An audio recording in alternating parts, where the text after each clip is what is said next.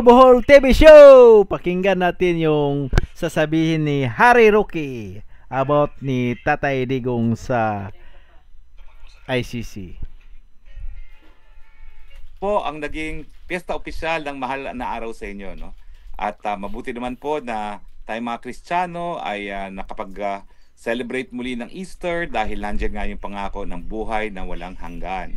At dahil tayo po ngayon ay humaharap sa pagsubok na naririyan pa nga ang administrasyon na wala sa tamang pag-iisip at nakakulong ang ating Tatay Digong, ang Pasko ng Pagkabuhay na bibigay ng pag-asa na makakauwi na sa lalong mabilis na panahon ang ating Tatay Digong at magkakaroon na ng pagbabago sa liderato ng ating bayan nang sa ganun magkaroon naman ng kasagutan sa napakadaming pagsubok na hinaharap ng bayan.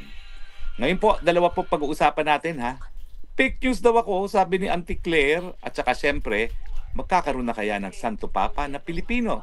Well, simulan natin si Auntie Claire. Auntie Claire, kahit ano pang sabihin ko, hindi po yan makakaapekto sa approval at trust rating ng mga Pilipino.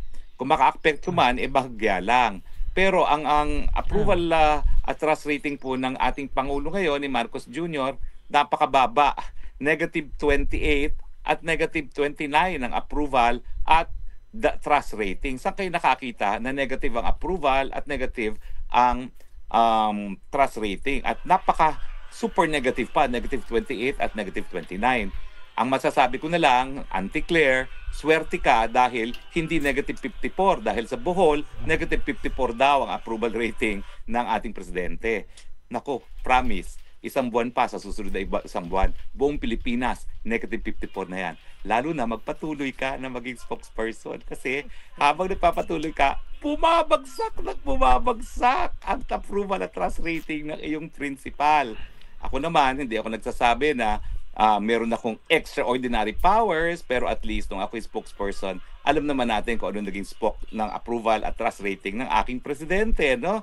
So sa akin, I love you, Auntie Claire. You have made the job of the opposition so much easier. I love you. Sabihin sa lahat ng mga DDS, huwag papalitan si Auntie Claire dahil lalong bumibilis ang pagbagsak ng trust at approval rating ng presidente. Yan. Sa tulong mo, Auntie Claire, mapabilis na sana na magkaroon ng bagong liderato. At kampante po ako sa iyong mga pananalita. Mangyayari ito very soon and we will thank you with all our hearts. Dahil sa iyo, lalong nabupusit ang mga tao kay Junior. Thank you very much. Alam niyo po, hindi po pwedeng maging fake news ang dahilan ng pagbagsak ng trust at approval rating, lalo na kung ganitong katindi ang pagbagsak. Kasi po, yung kulob ng Sitmura, hindi po yan fake news. Ano ka ba, Auntie Claire? Ang kulob ng Sitmura ay pakiramdam. Hindi po yan mensahe na pinaprocess ng utak. Yung kulob po, resulta ng pagkagutom. At ang pagkagutom, hindi po pwedeng maging fake news. Makakaila mo ba, Auntie Claire, na ang self-rated poverty ay 52%, mahigit kalahati, gutom. Sang-ayon sa SWS survey na yan, ha? Mas partial pa yan kay Marcos, ha? Yung SWS na yan, ang pinagkakatiwalaan ko talaga, PALS. At saka, syempre alam natin na yung poverty incidence ay pinakamataas mula nung panahon ng COVID. So ano kinalaman ng fake news dyan? Ang sinasabi ba, yung kulob ng Sitmura ay fake news? Pero sabi ko nga, maraming salamat. Kung napapansin ninyo, hindi na namin kailangan magsalita pa labang kay Marcos Jr. You're doing a great job. DDS, let us thank Auntie Claire. Okay? Anyway, maiba naman tayo ng usapan, no? Abay, kabilang buhay na po ang Santo Papa. At magsisimula na naman ang proseso ng pagpili ng bagong Santo Papa. Ang tanong, Pilipino kaya si Archbishop Tagle ang susunod na Santo Papa?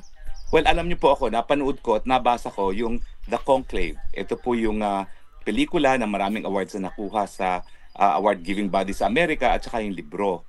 Ang pagkakaiba dun sa pelikula at saka sa libro, ang napiling Santo Papa ay Pilipino. So kung tatanungin mo yung author ng libro ng The Conclave, ang talagang inaasahan niya na papalit dito sa Santo Papa ay ang Pilipino na si Archbishop Tagle. Now, sino ba si Archbishop Tagle at bakit